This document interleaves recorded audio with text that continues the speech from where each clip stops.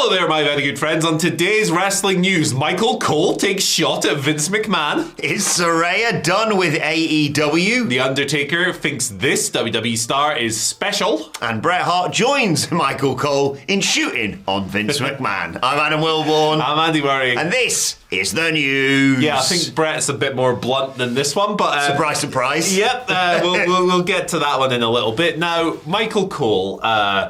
in this era of WWE, he has a little bit more free reign. Yes. Right? He's not got 70-plus-year-old man screaming in his ear, making him say stupid phrases and silly little words that don't make any sense all show long for 3 hours every single week. He's a little bit looser. He's a little bit more open. I think he's a much better commentator as a result of this, and I think a lot of people would agree with that.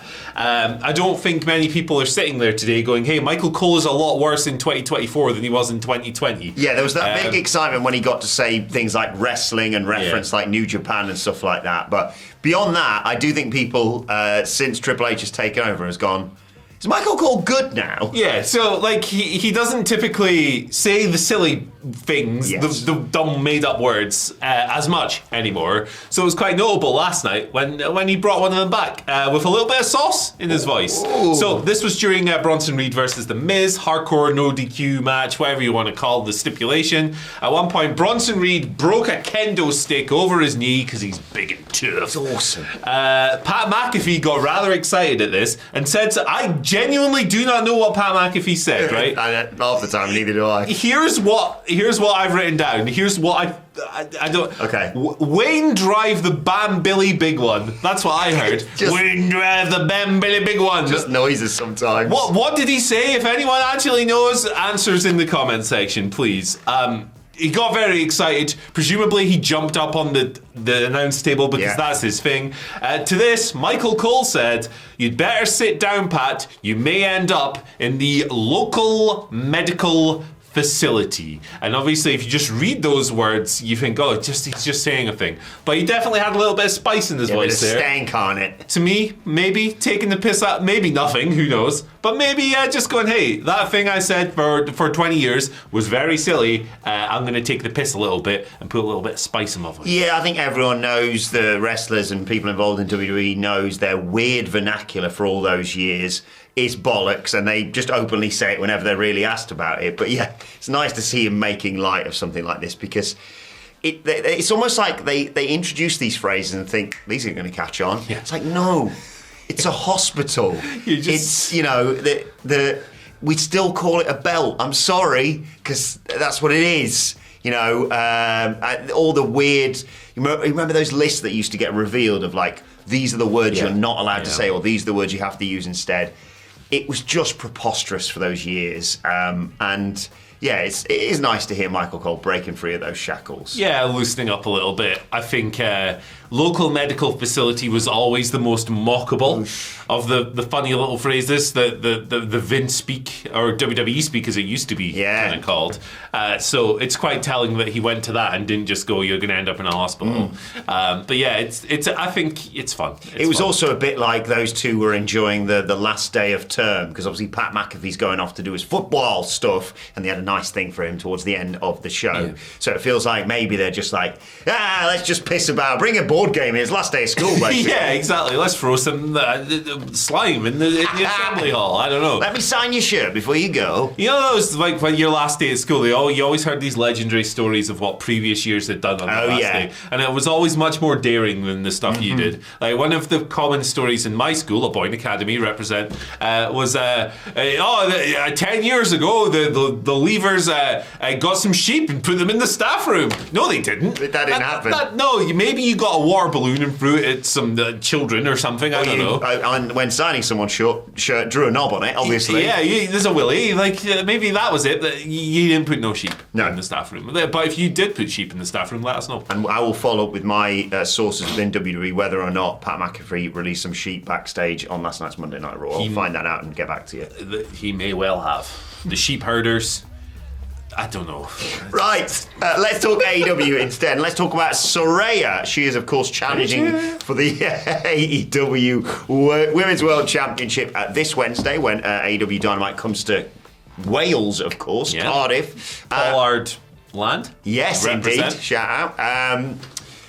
But Fightful Select coming through with a report that she may well be done pretty soon with AEW, because apparently, according to their reporting, Saraya's deal with AEW extends until at least September. However, there are option years, but it's more likely something else is on the table, because the debate internally has been, right, who has the option to take that option almost? Is it AEW saying we want to extend your contract, or is it Saraya saying, actually, I want to stick around for a few more years?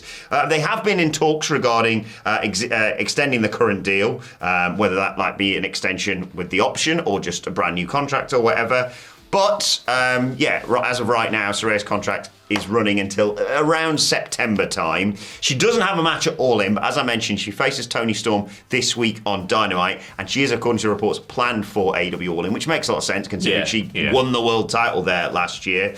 But very interesting to see what happens with her going forward, Andy. Yeah, for sure. She debuted, it was Grand Slam a couple of years ago, wasn't it? And I thought it was a good debut. The creative direction after that was a bit confusing. It was like on the next episode of Dynamite, she came out and she was like, we're going to lift up the women's division and here's everyone here. And like AEW Women's Revolution, basically. Yeah, it was kind of like Stephanie McMahon-esque in a lot of ways. And it was like you've got like Britt Baker and Toni Storm who've been working their asses off. Britt was up in it from the beginning. Yeah, it was a really peculiar direction. And then the Outcast happened and that guy got a really peculiar kick out of that. It was kind of like, she was just calling people stinky twats and stuff. Like, we'll always remember the new name she gave to Brit, whose name rhymes with a certain word I'm not going to say. Well, Doctor, your name rhymes with... Yeah, that's one of the best singers I remember. Yeah, it's the biggest burn of all time. They had to call the hospital twice. God, it does when you think about it. But yeah, I think the output has not been universally well received, I think it's fair to say. Brother's got a job. Yeah. Good. Like Zodiac. Let's be having you, all that stuff. So, yeah, if the option's interesting, I mean, options effectively, if it's on the promotion side, it gives you a chance to evaluate and debate whether or not it's been worth it. And if it has, you can renew. If not, you mutually part ways. I think she's going to be on All In regardless, right? Because the hook of this Toni match is that if she wins, she gets, just obviously the champion, but she gets on the card. It's like, I'm English, I get my All In moment in England, right? Okay, she had one last year. I think she's going to lose to Toni and show up anyway. Okay. She's not winning the title. I think she's going to lose, show up at All In anyway. I think she's going to cut a heel promo on the crowd going, this is my show, I'm from here, why am I my house? Yeah, this is my house. It's not a house, it's a stadium, love. And she's going to call everyone stinky twats again. Blah, blah, blah. Heel, everyone's going to be like, shut up, Saraya, stop talking that rubbish. And then the rave music is going to hit and then Jamie Hayter's going to beat her in about 30 seconds for the big comeback. I think that's what's going to happen. I tweeted it the other day. Yeah, it's a decent shout. That I'm intrigued to see what happens with Saraya going forward, because, like you say, she was a good get for them and a great introduction for her. And as I mentioned, she won the title at All In last year. But they have a really stacked women's division now, and it depends whether Tony Khan looks at that and finally thinks maybe I need to hold back on either signing new people or re-signing people to new contracts or whatever. They did mention in the Fightful report that, of course, Triple H approached Saraya back in 2022, so WWE may well be an option as well. But yeah, the bare minimum, you'd have her on Dynamite and have her on All In, but we'll keep you posted on that. And speaking of All In, Andy Murray, of course, it's a big day for all of us that day because we have the What Culture live show that goes down before All In. Tickets are still available, whatculture.com/tickets. We're doing a live show, we're doing an extended meet and greet, and then we got ourselves a cowboy. It's a beautiful sight. We're all going to walk. What? We're going to walk from Crystal Club, which is mere minutes away from Wembley. Sweet Chin Disco actually handily posted a thing that showed you where Crystal Club is in relation to Wembley, so check out their socials. They've got that one.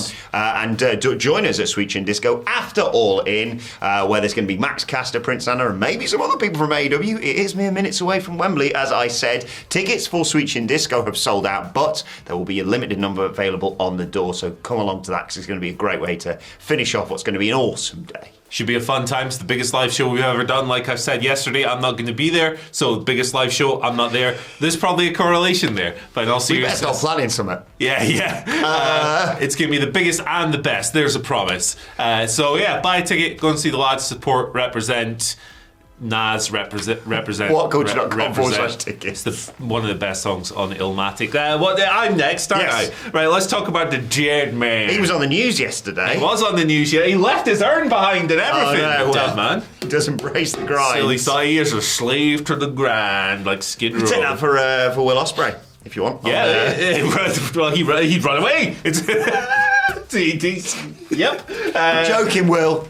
Yeah, I know that. Don't need any more excuses to super kick me in the face. Triple H quote was silly. But yeah, the Undertaker, the Dead Man, he's got a new favorite wrestler on Monday Night Raw. Ooh. Who would that be? I'll give you 2 guesses. What accent is that? I don't know. I assume it's someone new.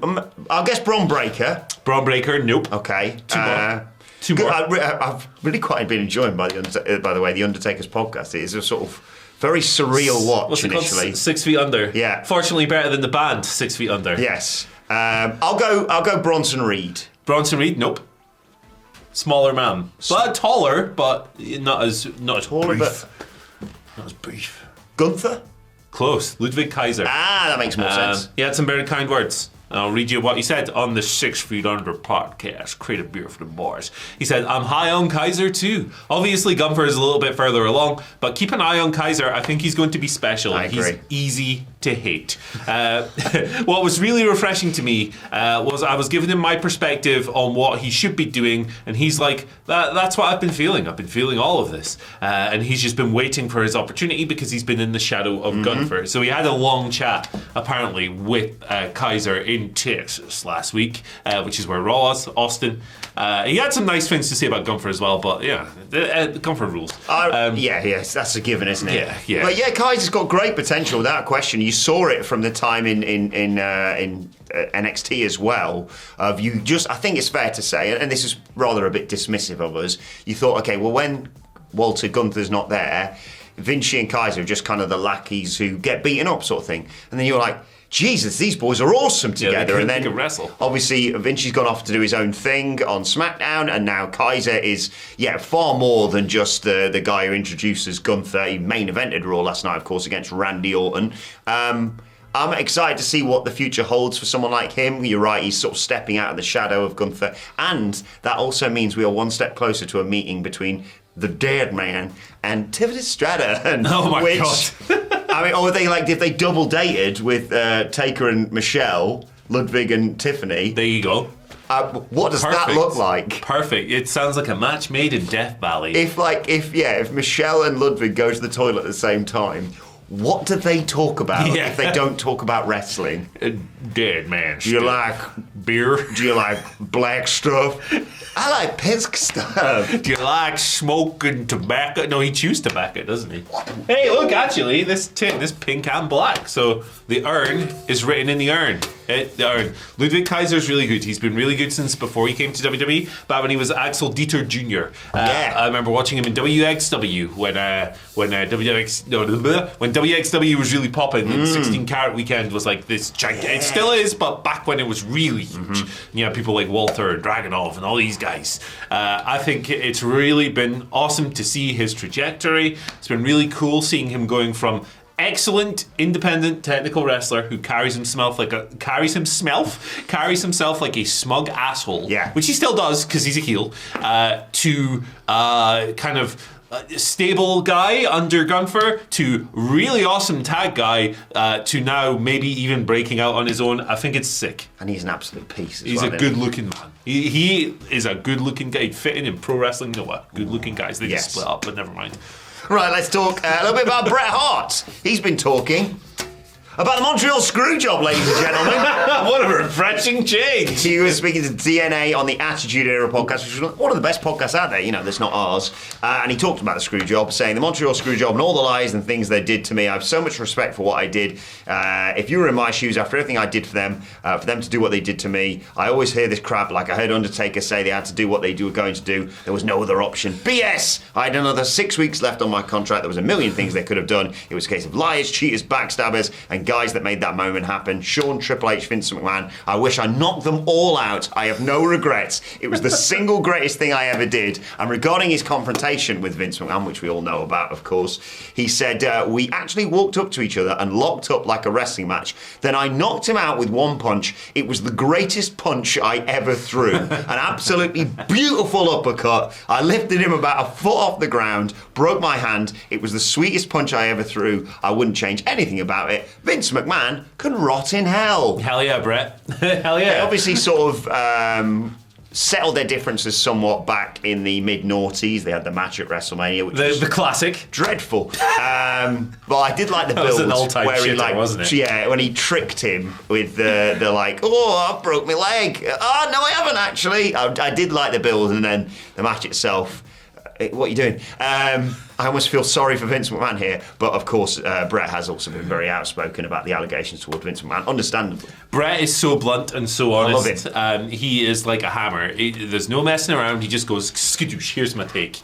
I love it. I think it's really refreshing. I think in an era where everyone is really like cleanly media trained and where everyone's careful and talks around things, and you know, if you ask someone a direct question, often at a press conference or whatever, they'll not answer it and swerve off, and then by the time they've spoken for 5 minutes, you'll realise they haven't even answered the question. Yeah. I think it's really refreshing to have a veteran like Bret just go, yeah, he's an asshole, and I punched him in the head, and I hate him. He was an asshole then. He's a bigger asshole now.